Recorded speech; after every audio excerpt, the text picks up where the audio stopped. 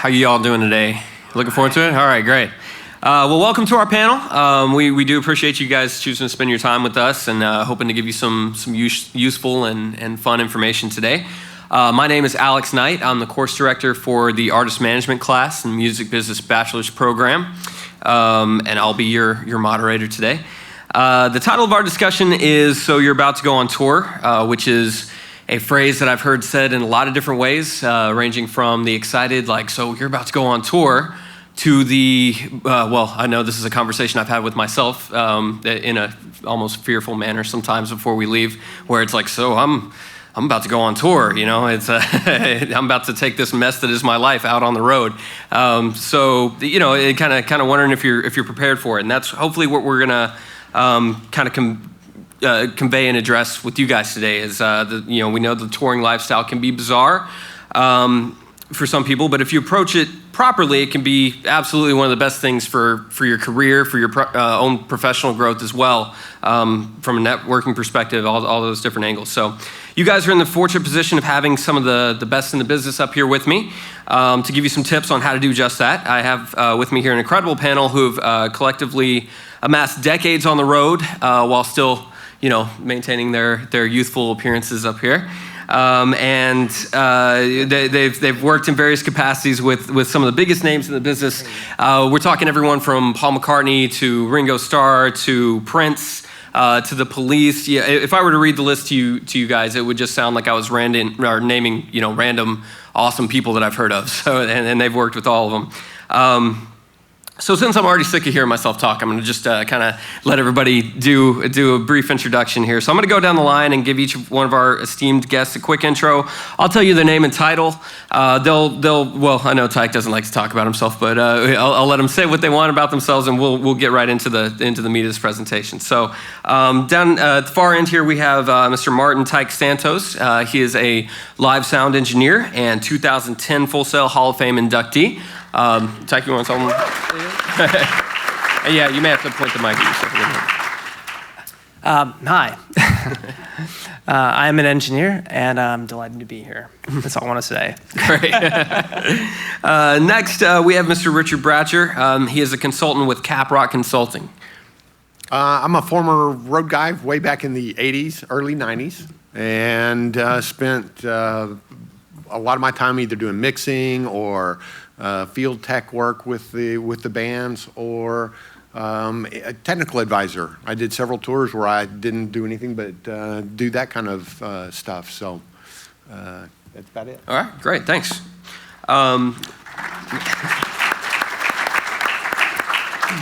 This is Leon Hopkins. He's a road staff manager with Clair Global and 2013 Full Sail Hall of Fame inductee as well. All right. Thank you. Yeah, I did a lot of touring. Back in early 80s, I was doing a lot of club stuff, mostly as a musician. But in the middle to later 80s, I toured up through about 94 with Dworkow Sound Company. And then in recent years, I have been the road staff manager for Clair, because the companies merged in 2000, and I've carried on a position as road staff manager. Right. On this side of me, I have Susan Rose, lighting designer, director, and programmer, and also 2012 Full Sail Hall of Fame inductee.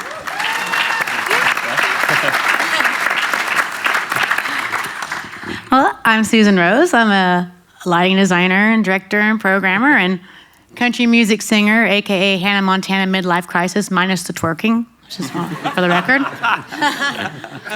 I've toured on and off for years with various artists and country artists. I guess you guys probably know the most notable one is Ringo Starr. This will be year 11 for me this year, but it's been a good run, so that's what I do. I make lights blink.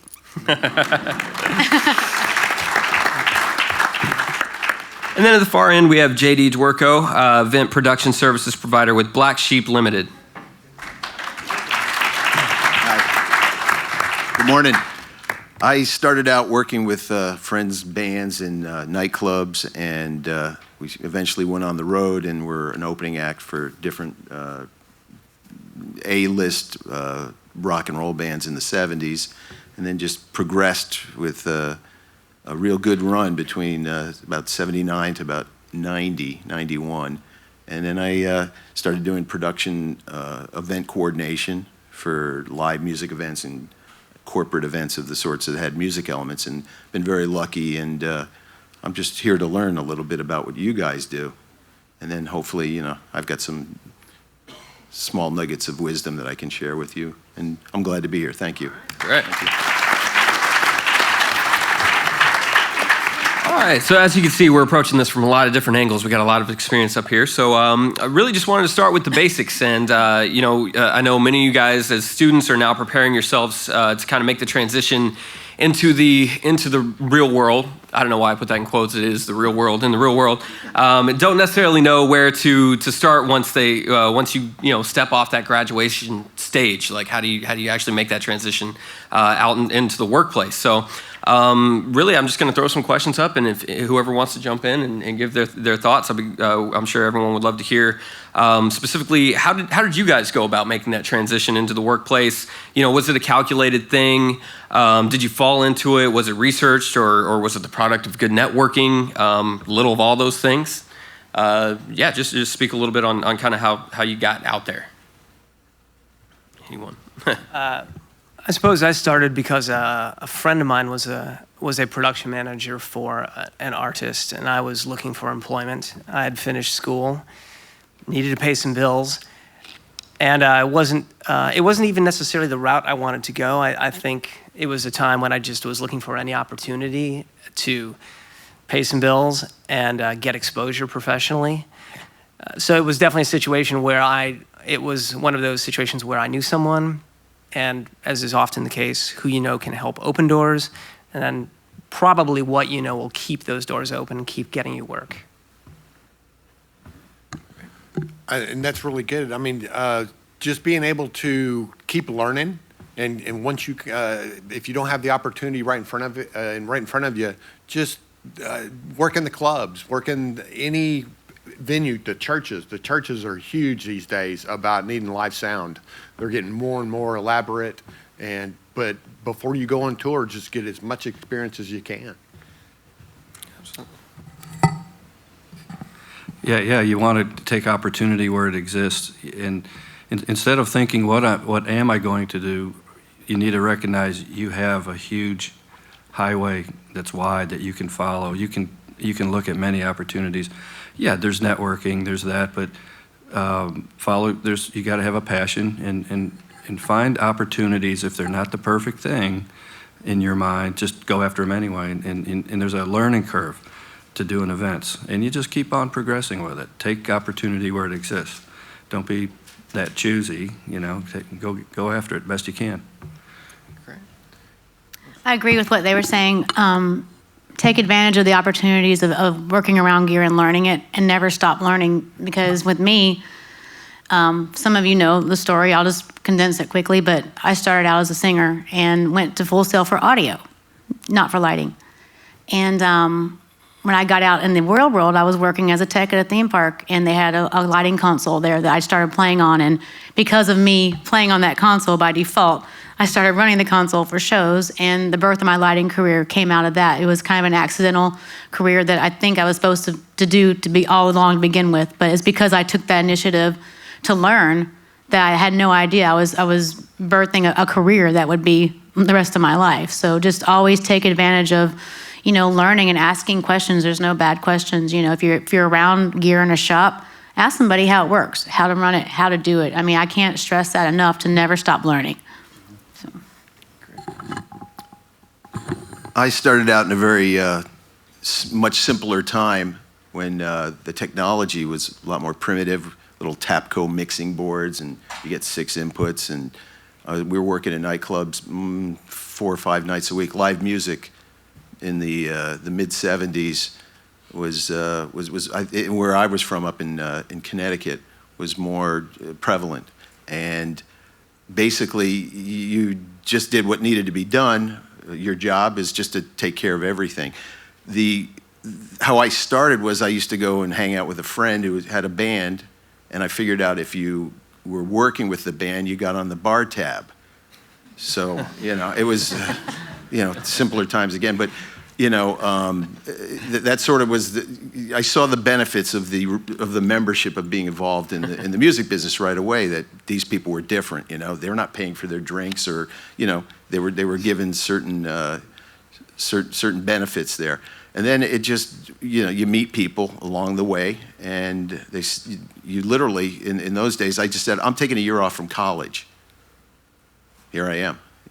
I never got a chance to do anything like this.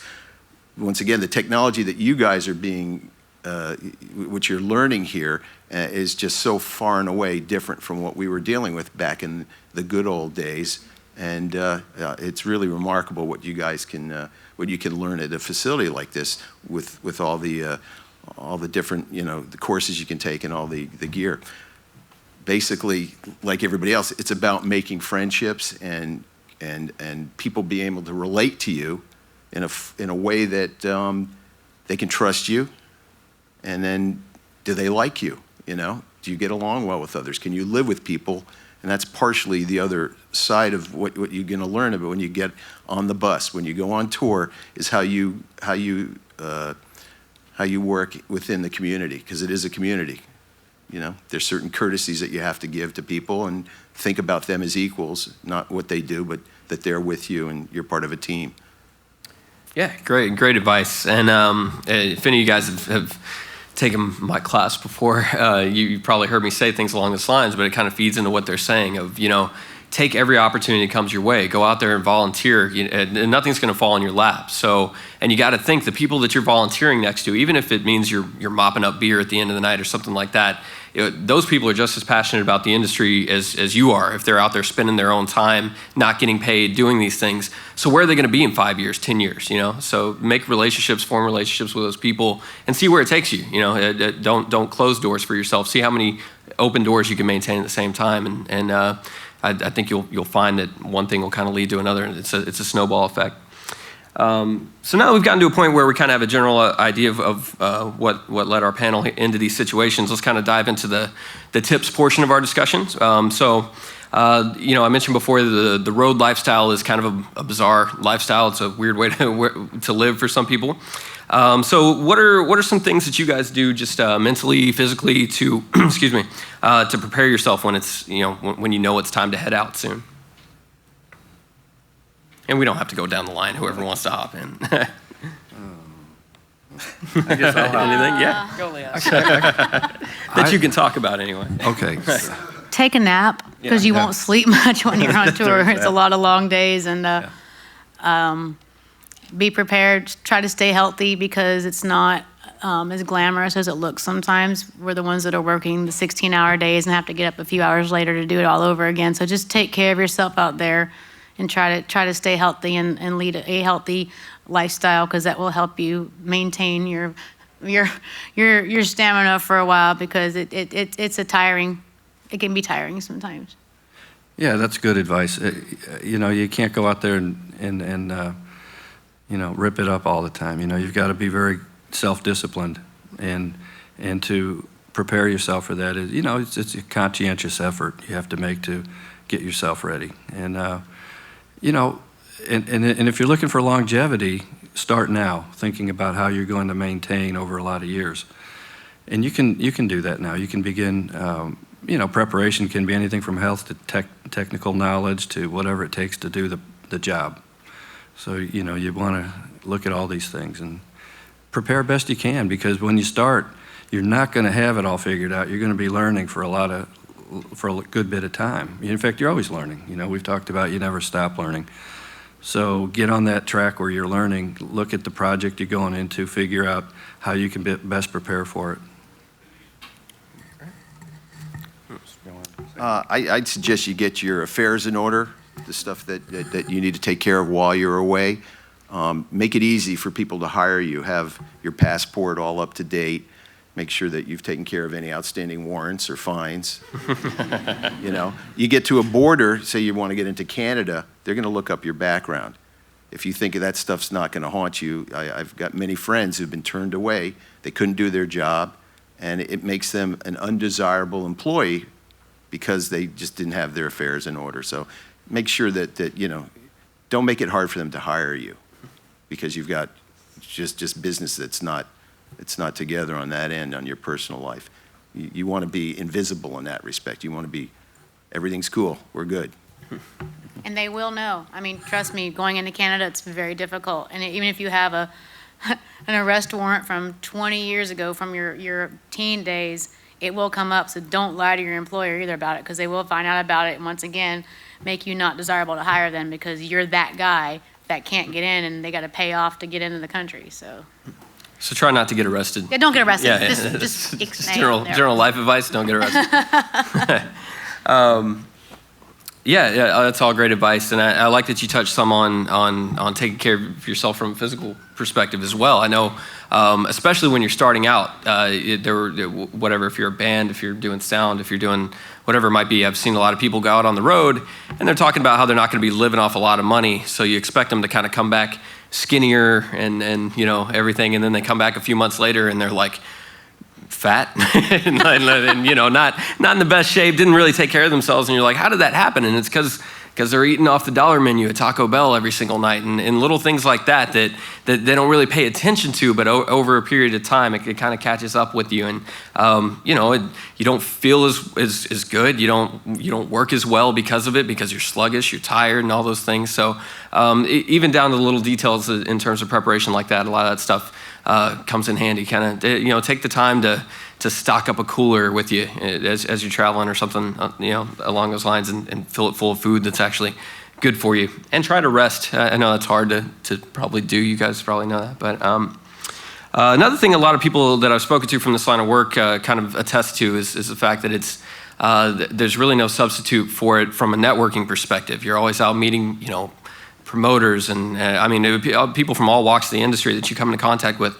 And a lot of times you're kind of forming a unique bond with them because you're going through this experience that not a lot of other people experience. So, and a lot of times you see that it's helped shape people's careers and elevate their careers as well. Do you guys find that that's been true in your own careers, and what kinds of opportunities have opened up to you that maybe you might not have gotten otherwise if you hadn't been out there doing this?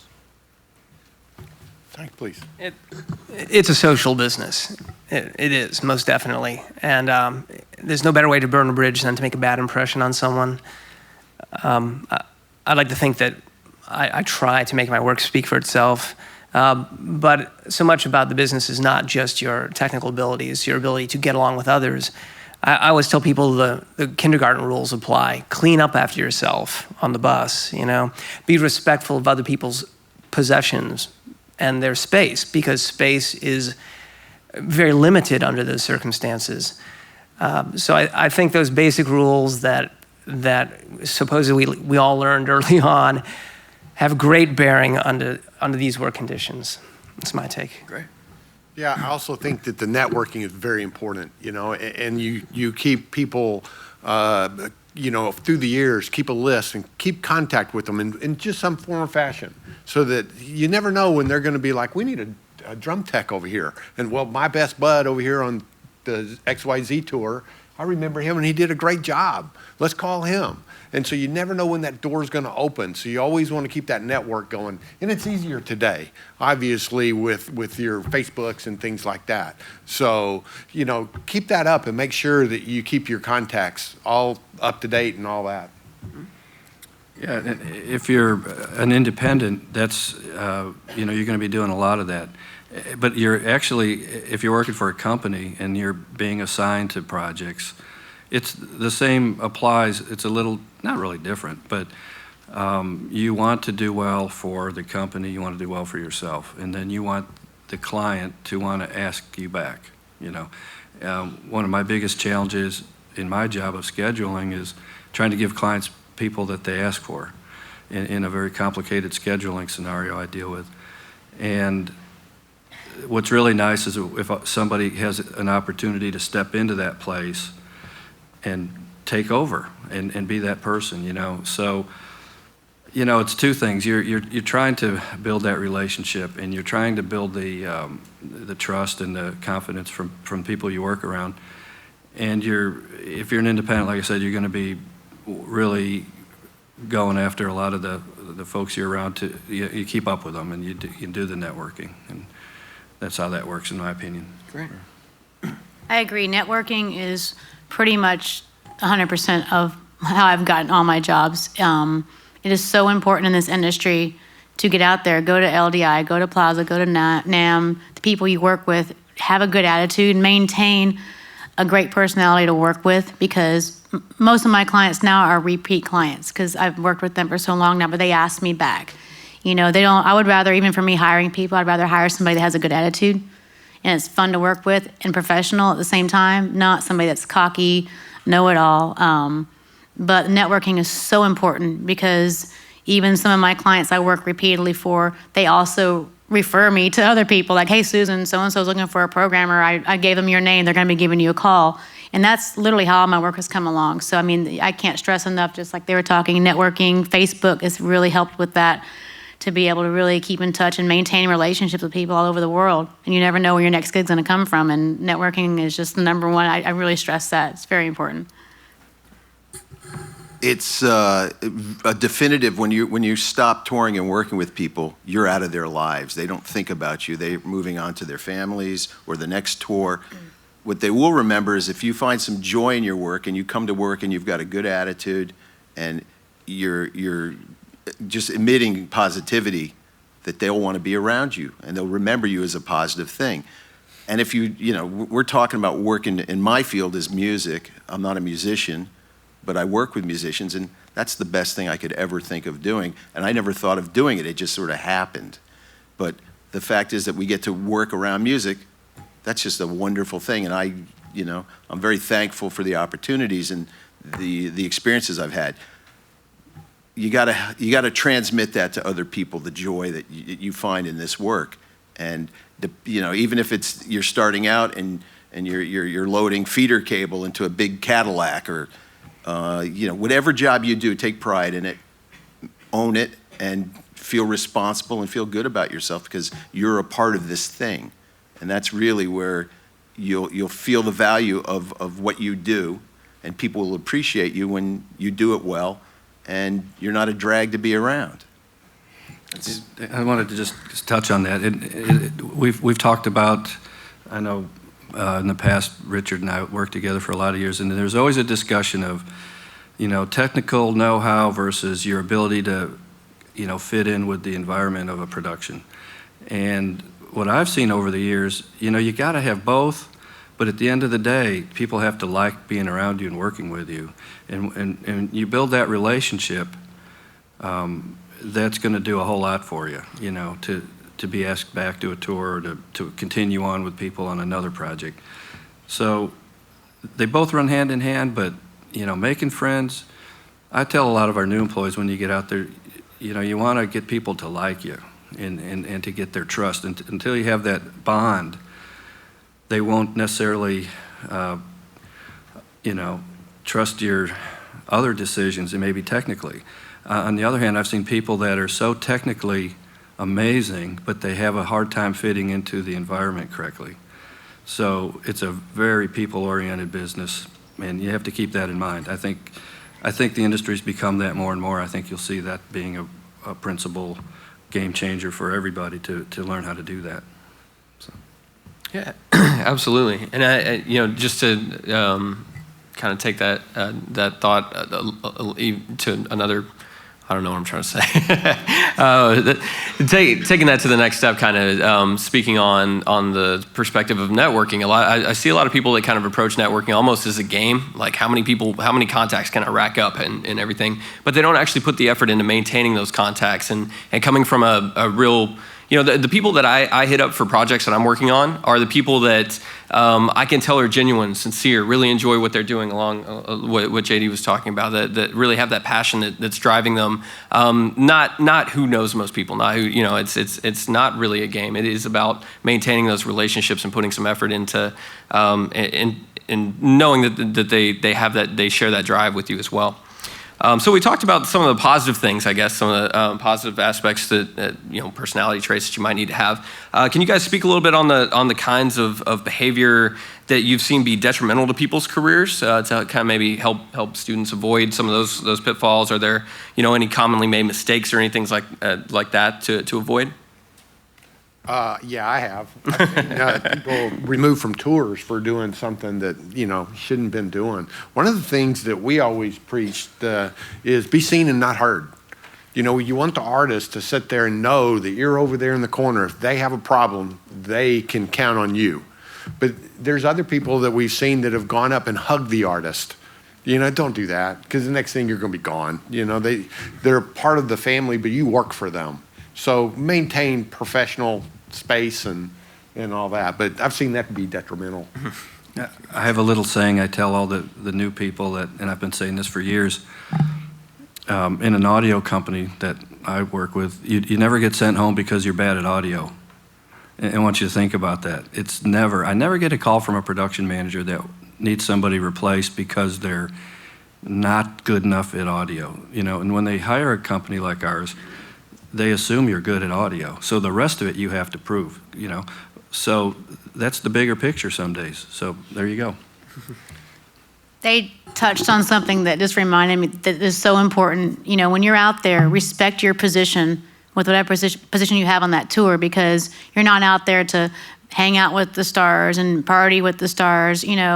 The one common thing I see as well is people going up and we call it grooming the artist, wanting their autographs and wanting your picture taken with them and, wanting something signed for somebody. Respect your position, because some artists are just not into that at all. And I would never do that just because I respect them. They're my boss. I'm not going to go up to them, can I have my picture taken with you? And can I get this signed for so-and-so's mother's hairdresser? There's a professional courtesy that you do, because you're hired for a reason to be out there. You're not out there to try to party with the stars and party with the rock stars. That's not what you were hired to do. You were hired to do the job for these artists, to make them look good and sound good and make the show happen. You're not out there to party with the stars, and don't try to cross that. Unless you're invited to a dinner or invited to something, don't groom the artists. That's the one thing that they have seen people fired over that, and it's just respect that space. We used to think that whenever we came into town, every night was Saturday night. And the people would come, and it's a big deal for them because they've been waiting for our show to come to town and to see the people we work with. And you can get caught up in that. So you have to really think about preserving your energy and making sure that you're a consistent worker. What you do every day needs to be the same so that everybody else can do what they do every day, not have to pull your weight because you forgot something. And it can start with a small thing and then just turn into, from a snowflake to an avalanche. If people can't count on you because you're tired, you're not paying attention, you're not doing what you're there for, once again, your stock is going to go down in value.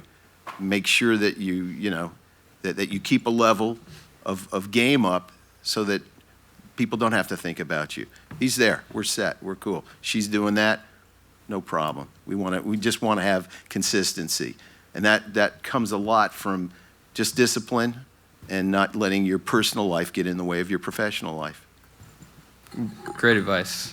A lot of the event process, just in general, kind of involves you plan for things that might go wrong, but inevitably something completely different and unexpected usually happens. That's typically how it goes. Something totally out of left field. Being that you guys have a ton of experience with different events, are there any stories of situations like that where you had to think quickly on your feet, how you handled them, and what's your kind of mindset like? I guess either when you're in the middle of a show and then all of a sudden you got a fire to put out, literal fire or metaphorical fire. Literal fire? Literal, yeah. Yeah. Stop, drop, and roll. I have had a literal fire. Yes. Oh yeah. I did a gig several years ago with JD at Carnegie Hall, and that was not a good day for me, I remember. The nature of the event and the circumstances under which it was organized, we had great limitations on resources, time, labor, and budget.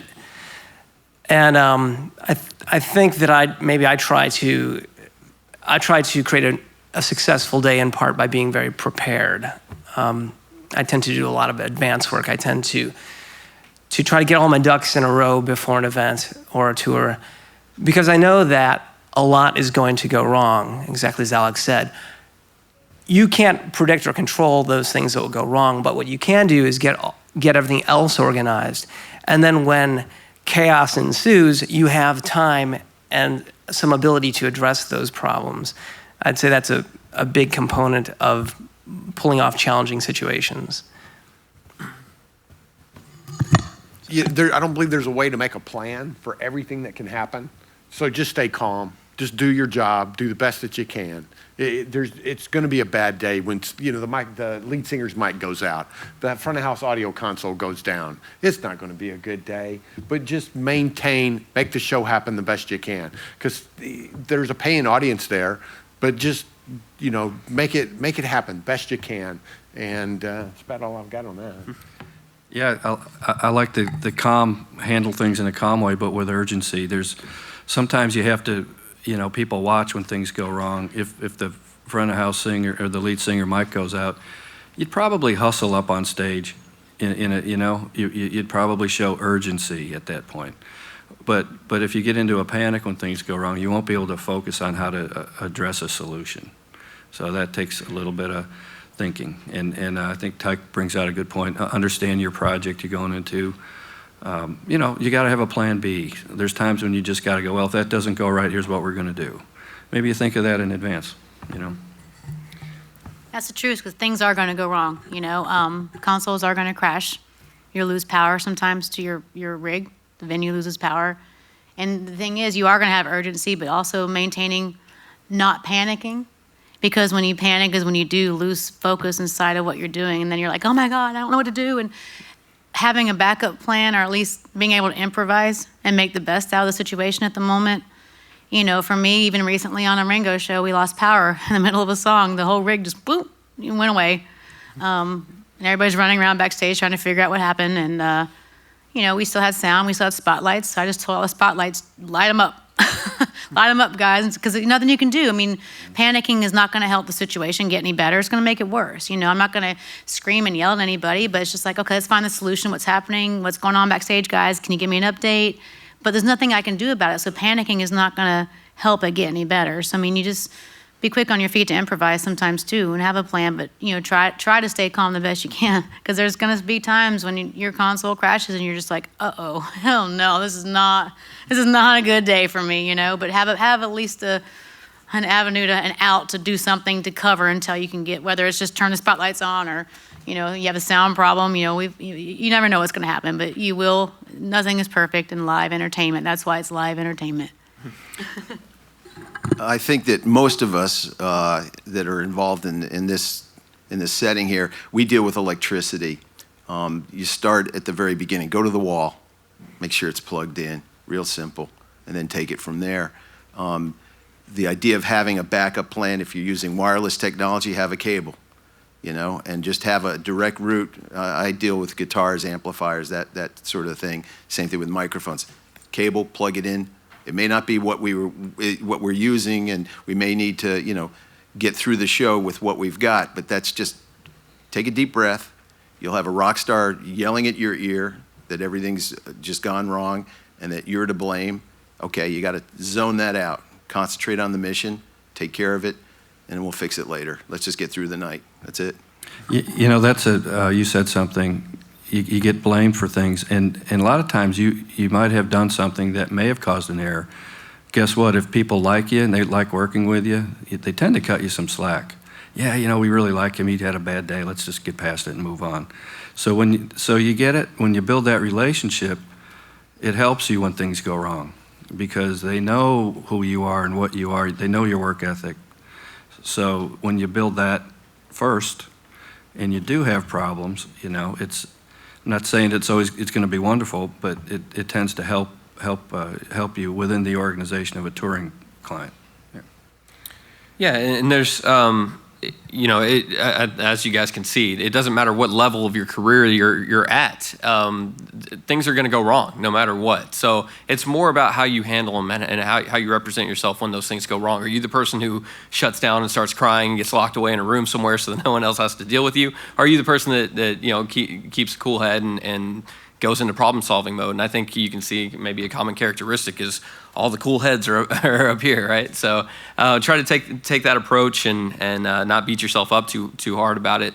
And that's just that's good general life advice as well. If you're running around like a chicken with its head cut off in your day-to-day life, it's going to lead to bigger problems for you. So along those lines, what are some specific problem-solving situations that you guys may have found yourselves in at work? Maybe for the students here that are interested into getting into the line of work that you're in, don't be afraid of getting a little more technical because we do have show pro students and stuff like that. I see some heads nodding here. So yeah, anything specific to your line of work that you want to talk about? I'll start. I think that something that we don't get taught, I don't know about here, maybe there's courses in it, the ability to get paid.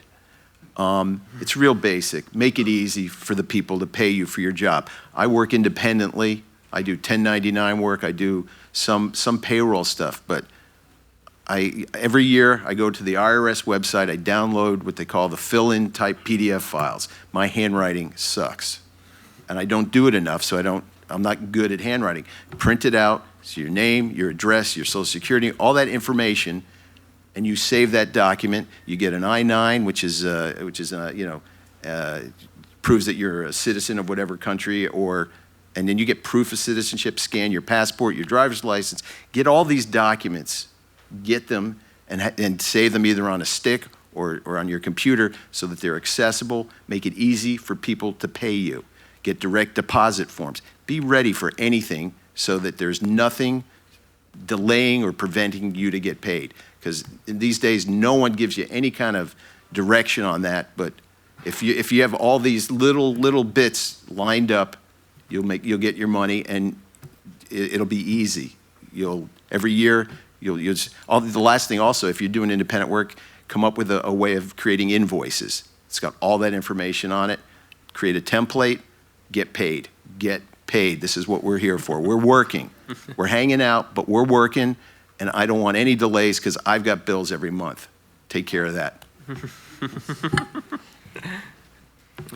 I guess on a technical level, what I'm seeing is in the digital realm is having redundancy, and I think it's become more difficult to overcome issues. That's where we're at still, right?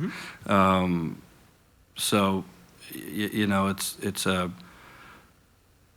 learning what you can do to back up a system and understanding the things that could go wrong. I mean, there's things that go wrong in all aspects. Be it power, be it electronic equipment. You can't fix it all every day, but you got to try to do your best to get the show back up and running. But what I see is the new digital world is making it's a little bit more complicated. It's not an analog patch anymore. It's rebooting computers and assigning IP addresses or whatever. It becomes a lot more complex. So I think it's a bigger challenge for you folks. I think we all probably have been involved in circumstances where we've had very complicated rigs, projects that get big. And I think it's important to remember that we're service providers. We're providing something for our clients.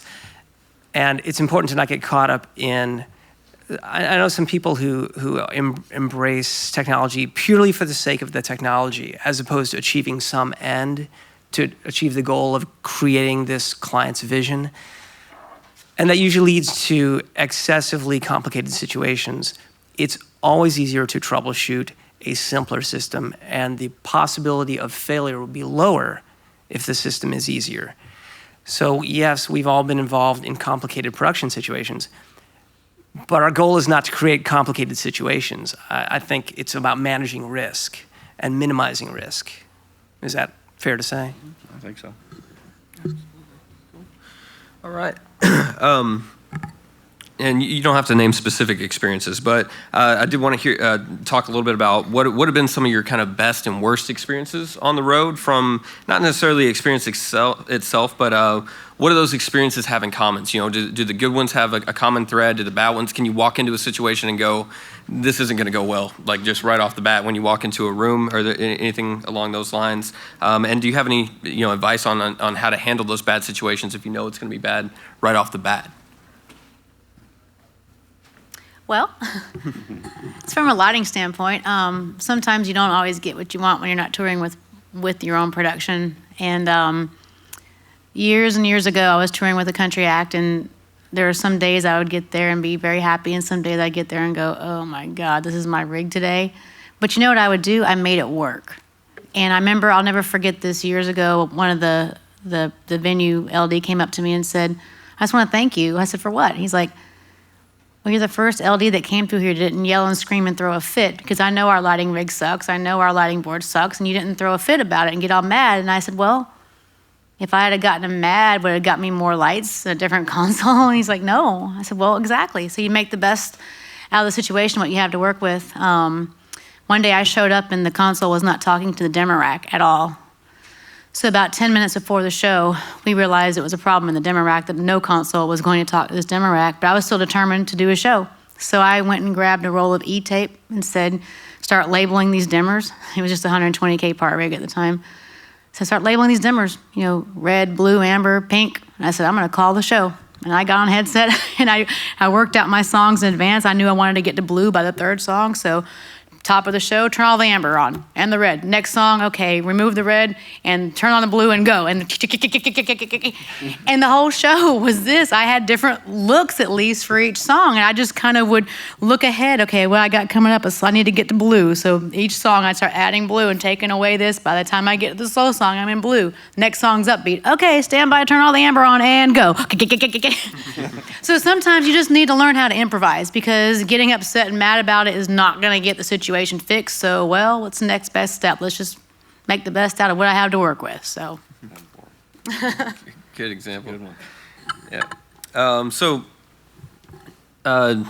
When you're coming back from the road, from being out on tour for a long time, without getting too personal, obviously, what kind of an impact has this lifestyle kind of had maybe on your personal lives that students might want to prepare for? Are there adjustments you have to make that maybe a person who hasn't really lived like this before might want to consider?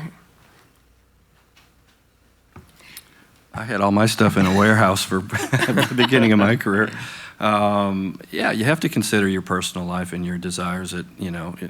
But if you're in this industry because you love it, you'll probably figure out ways to make everything else go right for you. But it is difficult. It's certainly consideration, but you don't want to go into it's a high travel industry. That's what it is. It's people in the airline industry. That's what they do. They travel. You've got to be prepared to be gone. You've got to have things in your life that work out good for you. If you've got 3 dogs at home, it's kind of, let's get someone to take care of. I'm just throwing things out there, but you do have to consider your personal ambitions as well, and you got to find a place where it all fits. And if you can't, it makes your life on the road not that easy. If you've got too much going on or thinking about what's going on back home, it's very hard to disconnect and focus on your job. So you got to really consider that.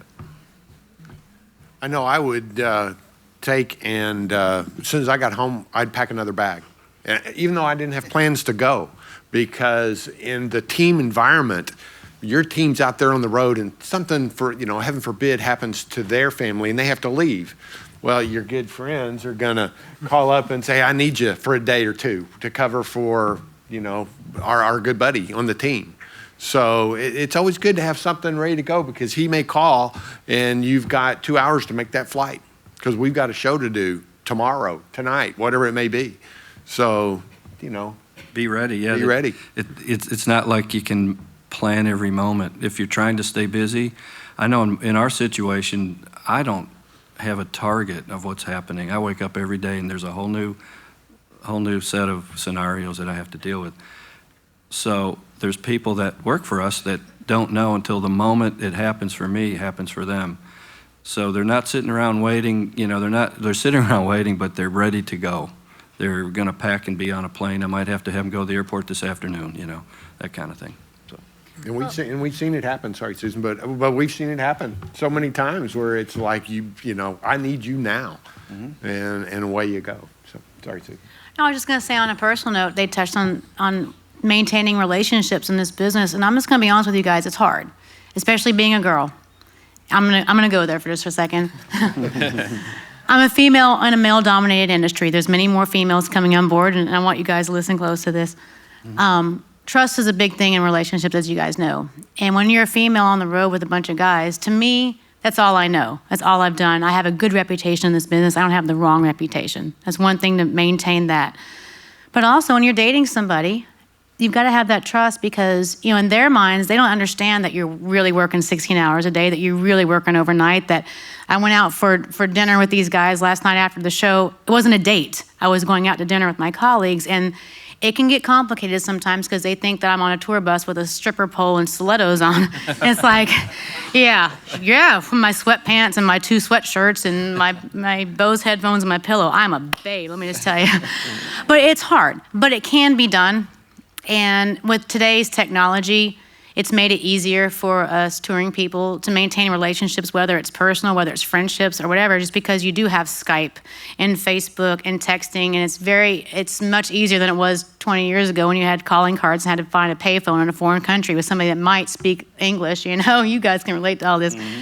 But yeah, I mean, when it does affect your personal life, and you have to make choices sometimes of what you want, I wouldn't give my career up for anything, and I love what I do, but it takes special people to really understand it. And I've seen lots of successful people out there in successful relationships, and because they have that trust, and it's just always earn that trust by not doing silly things and getting a bad reputation out there. But just it's a different life. We are a different breed, and we lead a different life. I wouldn't trade it for anything, but just be prepared for that when you go into it, because you're other people outside of it that don't understand how this industry works. They get visions in their head of what they see on MTV, and they think that's what you're doing out there. And so don't be that person doing that out there.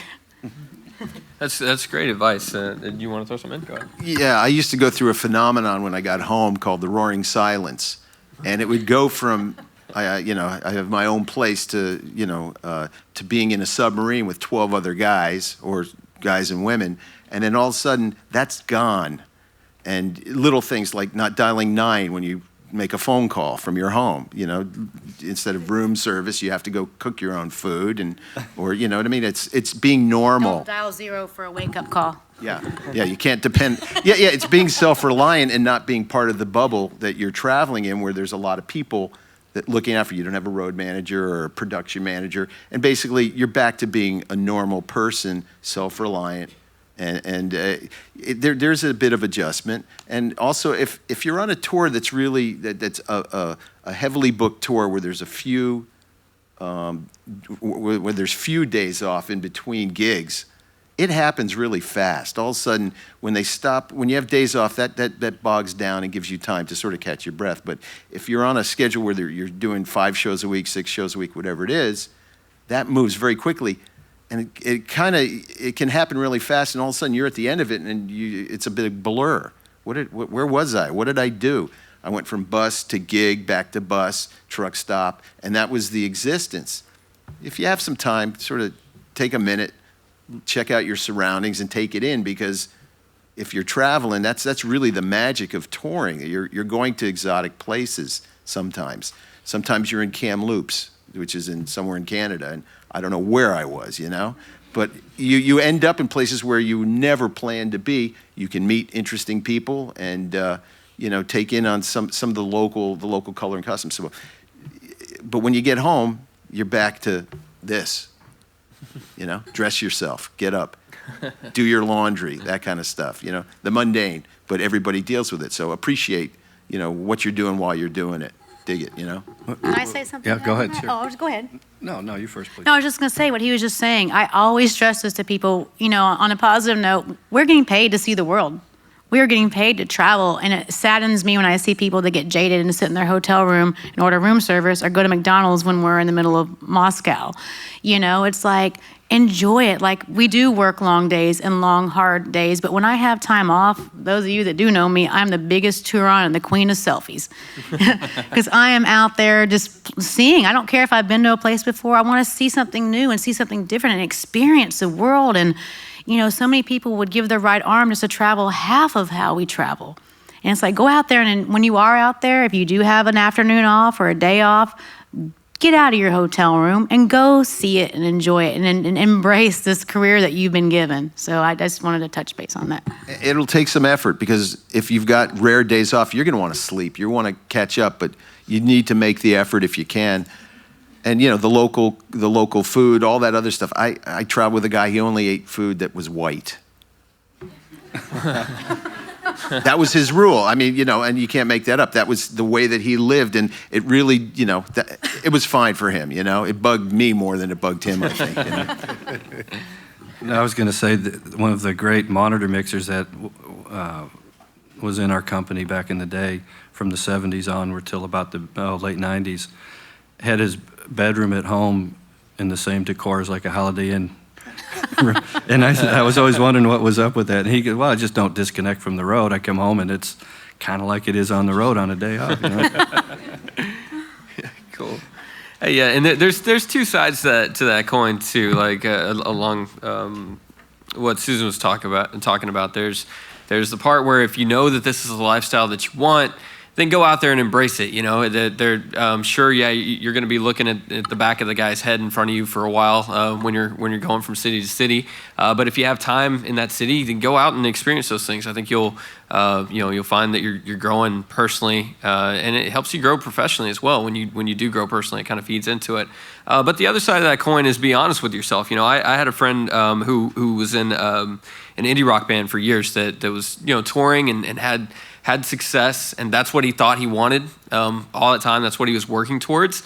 Got out on the road and realized that he missed being at home with his girlfriend, and then he had a kid, and then he missed being at home with them, and he spent so much more time than he should have not being honest with himself and saying, well, this is what I work towards, this is what I should be doing, and he's out on the road and he's miserable. Don't do that to yourself. Be honest with yourself and say, if I need to walk away from this, then there are other things that I can do. There are other avenues for me to go, and just kind of have that honest communication with yourself. See a hand up there. Cool. Coming over to you. Yep. I just had a question if you guys had any tips on before you sign a contract, like what to look for when going on tour in the contract itself. Like before you agree to go on tour, what you look for in the job itself. It kind of Whether depends. it be them paying for your meals or just what kind of tips you have on that. I think if you're an independent working for the artist, often there's a contract. Sometimes there isn't even a contract. But if you're an independent working for a company, there are many.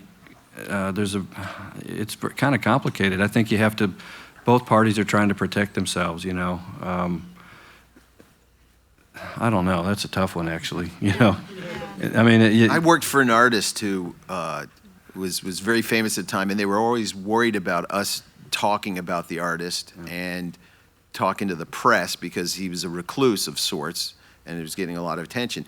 And then there came this clause in the contract that said I'd be liable for millions of dollars if I betrayed this trust. And I was very uncomfortable with it. This was in the mid-'80s, and at some point, I don't know where it came from, I said, well, I'm going to have to show this to my attorney, which I didn't have an attorney, but I just, it just didn't feel right, And I don't know that you can not accept these confidentiality contracts and liability. It's mostly about liability. If something happens to you or you create something that they're not going to be held responsible, I don't know that you have the option of opting out and then working for those people. I don't know how that works. Well, there's also workman's comp. Are you covered if you injure yourself on the job? A lot of people that are independents do not have workman's comp. And a lot of companies I know, like in our case, we look after people that work for us in about every angle. But those are things you might think about. I've seen in the pop artist genre, especially the last 5 or 6 years, lots of confidentiality agreements that have to do with your representation of yourself, how what you discuss, what you don't discuss. It's becoming a lot more popular, the big pop tours especially. So, if you don't sign it, you might not have the gig. And I think everyone has the right to read it, and then, if you do, it's an attorney's the right person to talk to. But if there's things you're uncomfortable with, there's times you can go back to people and say, can we talk about this clause? I think you have to look at your interest, but there's times when you don't even get, I mean, I've seen us have to sign things that you know that you probably won't do the gig if you don't sign it. There's a little bit of that, So read it. But wonder do if- read it, yeah. I wonder if, with respect to your question, maybe there would be some benefit when you're first starting out in affiliating with a company, even if you chose to go independent ultimately. And there are pluses and minuses to both. But there's an awful lot to learn. I think that's why everyone was so hesitant to make a response. There's a lot to learn and to know about covering your bases legally, ethically, in terms of your finances. So maybe there's some protections built into, say, affiliating with a company early on. And then if you choose to go independent, maybe after having learned some things, you'll be in a better position to do that. I don't know. That's a thought. Yeah. I think every situation's different. So yeah, I mean, a lot of it's going to boil down to your own situation. Yeah, that's kind of. I won't. In my contracts, I have to have it that I'll only eat white things. I don't know. Or red M&Ms. Yeah, right, red M&Ms. No brown M&Ms. Yeah. Another question? Yeah, we got one down here. I got you.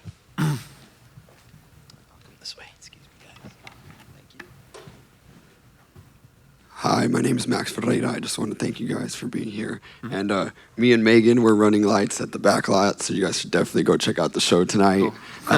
So okay, but anyways, I have a couple questions first. Do you, along with what Megan was saying, like, do you have insurance before you leave? Because like you had your stuff in a warehouse, you said you sometimes Leon said that he puts his stuff in a warehouse before he goes on tour, or he had his stuff in a warehouse. But like, what kind of insurance do you get for yourself? Let's say that way, while you are on tour, if you break something or do something, is there any kind of insurance that covers you for that? If you're an employee of a company, Okay. the company has liability insurance. All right. And if you're an independent, it'd be general liability. And also, like, for example, you're out on tour and someone breaks into your house, is there a type of insurance that covers that? That'd be just your renter's Just renter's insurance. insurance, okay, Yeah. But as far as, let's say you're like- on tour and you mess something up, all right, and you're an independent, you're going to want general liability insurance. Oh, yeah. Definitely important. And you can call your insurance agent and they can set you right up. And it's not that expensive, Okay. but it's really worth it because everybody makes a mistake every once in a while. Gotcha. And- And my second question, just to try to get things moving along, is I graduate next month in March, and I've been looking at places to go. And just want to know, what kind of things do you look for when you're building your crew and building your staff, so to speak, or putting these people together? What kind of things do you look for in particular? Well, if someone comes into our company, they get trained and they go through and they're successful, that's an entry-level thing.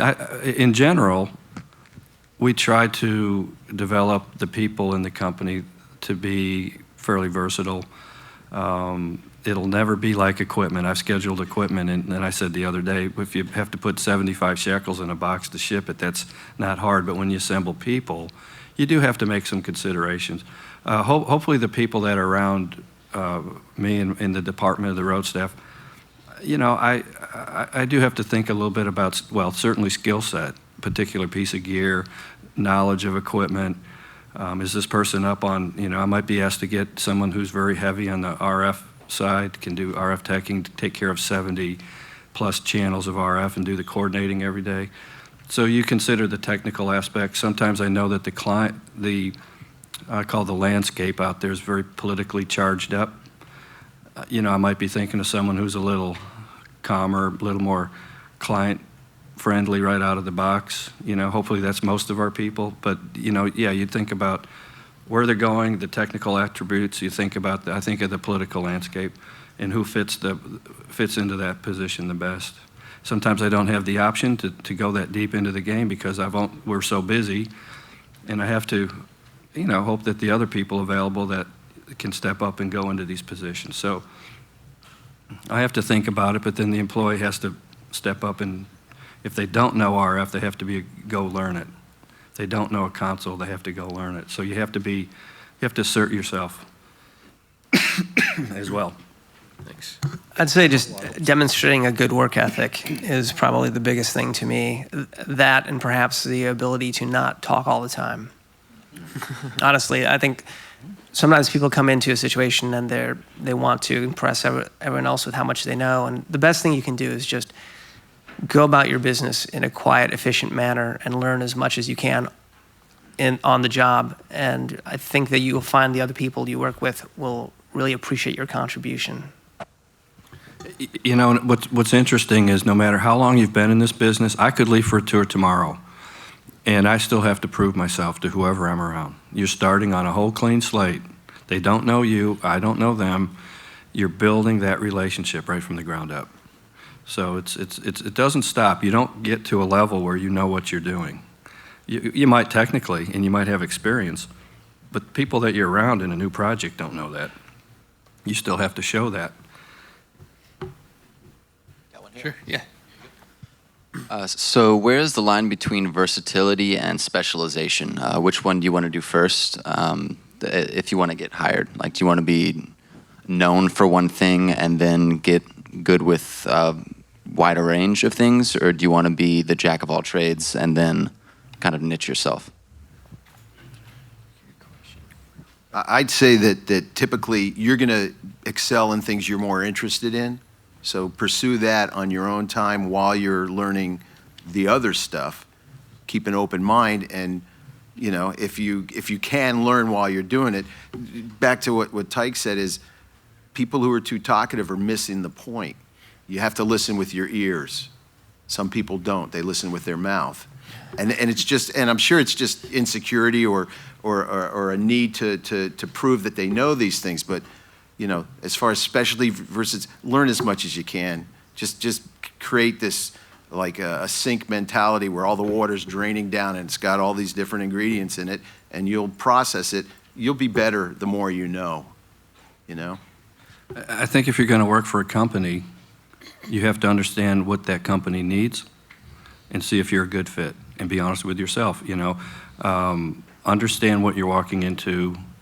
Have a pretty clear picture of what they need the best you can, and then be adaptable, because when a company hires you, you know, the greatest thing is opportunity now exists within that company, and it's what you show people. If you show that you're, you know, you've got limitations on certain topics, then learn how to expand your limitations. If you need to learn, if you need to improve on a particular area, you know, so. I wouldn't define it as what do I need to think like. I would try to understand the environment you're going into and fit into that. And then mold, you got to be able to mold yourself to the need. And that's a great thing to be able to do. Any other questions? You got one over there? Over here? Yep. After we graduate, if we were to work for a production company like Clair Global, would we go through any additional training before we go on tour, or would we just be sent on tour and expected to learn as we go? Anybody else want? We have a very intensive employee training program. It was actually started in the 94 maybe, and it's carried on to this day, and the program's just gotten so much bigger.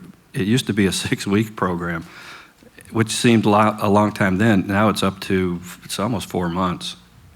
So, and all I'm saying is, when you learn here, you're going to learn some great fundamental things that's very valuable. And we take a lot of merit in that when we hire people that have education. All we do is take that education that you have and we try to fit it into a little more specific place that we go. And then we kind of hone and mold it to some of the culture that we're involved with, the types of work we do, the equipment. So it's, yes, without a doubt, training's important. I think companies ought to train their employees. Alex, we have one more up here. Okay. That's all right. Yeah. Thank you all for coming here today and sharing your experiences with us. I guess the final question is, we touched upon being professional in front of the artists, but is there ever a point on tour where you've made that assimilation into the band and you almost feel like you're equal with the band and they treat you almost as such? Sorry. Referencing what Susan said earlier, I think the term I always use is maintain an appropriate professional distance. And I certainly have clients with whom I have gotten very familiar and friendly. And I would reluctantly say we are friends of a sort, but I always make sure that the entree to that comes from them. I do not pursue that. I certainly don't want to be rude if someone approaches me, hey, you want to go to dinner? Sure, of course. But I always make sure that it comes from them. And I don't know, can anyone else elaborate on that? I agree. What you said exactly what I was going to say also, because I'm friends with, I consider myself friends with a lot of the guys in Ringo's band now. They've become my friends because I've worked with them for so many years, but I maintain that professional distance. Like if they invite me to come eat with them, absolutely. I'm not going to go up to them and say, hey, you guys want to go, you want to, can I eat with you? Can I go with you guys to this band dinner you're having? I would never do that. But with that being said, I'll be walking through catering sometimes and they'll say, hey, Sue, come sit with us. And okay, at that point, I will go join them and join in a conversation, but it's been initiated by them. And I have gone out to dinners with them, but it's been initiated by them. Hey, Susan, come with us to dinner. You want to go out, well, find us somewhere to go. I mean, they've done that before, but it's because they've initiated it. I maintain that professional distance because when it comes down to it, they're the celebrities. They're the artists I'm working for. I'm not there to be everybody's friend. Yes, I want to get along with everybody and be friends with everybody, just what we touched on, having a good personality, work with people, but I also maintain that distance as well. If they invite me, I'll go, that's great, but I'm not going to push myself onto them. So. There was a great movie a few years ago, and there's a quote in it. This person was talking to someone else. She was hobnobbing with some wealthy individuals, and this guy said, we are in their world, but we are not of their world. I think that kind of speaks to it. Go ahead. No, I was just going to say there'll come a time possibly when you've been with a band or with a singer or whatever, a group of people, and they'll ask you your opinion about something that has nothing to do with your job, and you're going to watch this thing, and I suggest this is a test, and it's a test of what are they really asking me? They don't really want your opinion. They want you to agree with them and to make sure that they feel that their decisions are the right decision. If you make the mistake of thinking that you're on equal footing here, it could really just bite you in the ass. It could be really tricky. You got to just keep in mind that your position is, even if it's long term, it's temporary, and sooner or later you and rock star or performer will not have a relationship, and this could be the start of the end of your relationship if you just happen to voice your personal opinion, be it right or wrong. That's not what they're looking for, So be really careful. Be careful with fraternization. Is that the right word? Mm-hmm. You work for them, and they are very strongly creative, and they have their opinions, and it's your job to make whatever their dreams are come true. And you'll get some wacky requests, and your first response is, sounds interesting, let's give it a shot, not knowing where it's going to lead to, but be really careful with opinionated. My best experience is sharing music with musicians. It's really, really tender, and you'll be crushed if your favorite group doesn't appeal to the person you're trying to turn them on to. It's just really personal stuff. Be careful. Be very careful. Yeah, I've seen it in the industry, people that actually try as hard as they can to be as close to the client for whatever reason, but it does end up biting them because let's say you're a monitor mixer and you've gotten good friends with the artist, and all of a sudden they go on break and they're not going to tour for 7 months, and you've got to find work. Now you're out finding work. Their tour starts, you're not available. So now, hey, friend, where are you? Things can work backwards on you if you're not careful. Professional relationships have to have a little bit of a definition in there, Be careful what you Time ask for one more, yeah. Okay. Well, we got time for one more question if anyone's got one. Actually, let me run down here real quick. Sorry. Down this guy. Hello, my name is Marcus McCrary. I'm in the Entertainment Business Master's Program. As you know, most of us, we're all still students, and we're trying to get that first step out there. Are there any companies or anyone you want to endorse or put their names out that we should do the because most of the things we're going to be doing are cold calls and cold emails to these companies, trying to get these jobs, trying to get these networking and figure out different events. I know you named off a couple of events earlier, so any events or companies or anything like that you'd like to, throw out there that are good for us getting into the touring industry and just starting to meet people. I'd say start locally, wherever you live. Meet the guys that run the that run the businesses in your hometown, so it's not a travel thing, and see if that can work, and then branch out from there. Because if you don't have to move somewhere to work for somebody, that helps, Even getting on local crews. I'm sure a lot of you guys have done this at the arenas, loading in and loading out shows, seeing how it all goes together, seeing, what different job responsibilities are out there and what it takes to load in an entire lighting rig or a sound rig and, rigging points. And, it's important to know how it all goes together. And that's a good way to at least learn how tours work on a day-to-day basis. There's a lot of companies out there, and if you do the research, you'll see that. And go find people that you can work with that'll have an opportunity for you. Don't be limited by, the size of a company or whatever. Take it. If it's a small position in a beginning company or a smaller company, you're going to find opportunity exists in all these things. So don't be limited on that. Go ahead and find what works for you, what you can get into, what you can learn from, and there's there's a lot of companies out there nowadays, of all sizes too. Sometimes the smaller companies are a lot of fun to work for. You might be in a position to learn a little quicker. You maybe get a leadership role a little sooner. It might be too early for you even, but depending on how aggressive you are and how you want to learn. So don't be molded by the big name or the big things. Take opportunity where it exists. That's the way I would look at it. Okay. Well, thanks. First of all, thanks to our panel for sharing their time with us today.